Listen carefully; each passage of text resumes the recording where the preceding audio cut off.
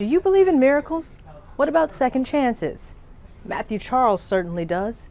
In less than 1 month, he went from a jail cell to the State of the Union address. That road to Washington, however, includes a criminal past that started here in Tennessee.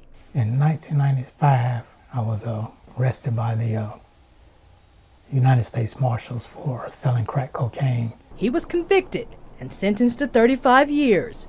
But before he boarded that bus to prison, something happened. It was in February 1996 that I confessed Christ and received him as my personal Lord and Savior. And started reading, and I just started getting into my comfort zone and get my mind, based on God and what I was reading. It was like I just started crying like a baby, and I hadn't cried since probably I was a baby because I had a hard life and I was a hard man. But squaring things with the Lord didn't mean absolution from the feds, so off to prison he went.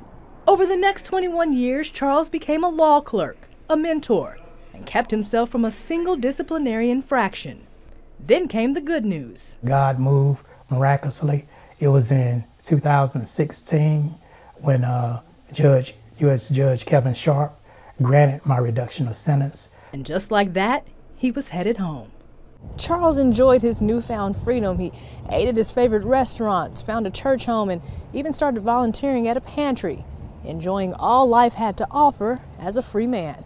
But it wouldn't last. 2 years later, Charles was back behind bars. Not because he did anything wrong. According to the court, it was a mistake, and he shouldn't have been released in the first place. I counted that as a blessing of God as well, even being released for that 2-year period. Even the judge regretted sending him back, telling Charles at the time she had no choice. Her hands were tied. Meanwhile, 700 miles away in Washington, you can actually make a difference in people's lives. Isn't that what we're supposed to be about up here? We incarcerate more people than any other country in the world. It's a stain on our democracy. A movement called the First Step Act had begun, and Charles would be its first beneficiary. He recalls the January phone conversation with his attorneys. She was like, are you ready? And I was like, ready for what? She was like, you going home. Judge signed your immediate release this morning saying time served. So I was like really shocked. That same judge? Yes, the same judge, Judge Trauger, who actually stated on the record that her hands were tied, but she had to reimpose the sentence. Yes. Wow, that's a full circle. Yes. Full circle moment. In a way Charles describes as miraculous, President Trump, along with Democrats and Republicans here on the Hill, accomplished something unimaginable, both prison and sentencing reform. All right, Matthew Charles. It is my honor yes, sir. to see you. That's all you. Oh. So Mr. Charles went to Washington to thank some of those responsible for his release. I got a text from the White House. I saw the story that actually appeared. Oh, okay. And as I am right now, I cried. Yes, sir. Okay, thank you. Because this is what makes this job. Yes, sir. After everything else, this makes it good. His thank you tour included the State of the Union address, where the president turned the tables. Thank you, Matthew. Welcome home. It wasn't just politicians. Pro bono attorneys like former bank robber turned law professor Sean Hopwood had joined the fight. Reform groups also worked feverishly behind the scenes. We know the faces and the names of the people who are affected by these laws, and we're really glad that lawmakers are getting the chance to see them too.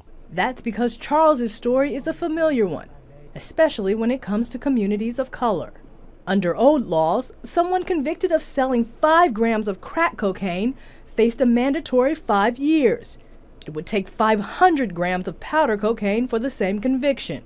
The Fair Sentencing Act of 2010 reduced the disparity, and the First Step Act made it retroactive.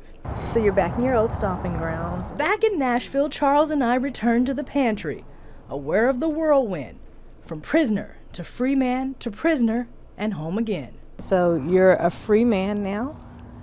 For good this time? Okay, that's correct. What do you do now? Well, I'm just taking it day by day, looking forward to see what doors of opportunity avail themselves for me.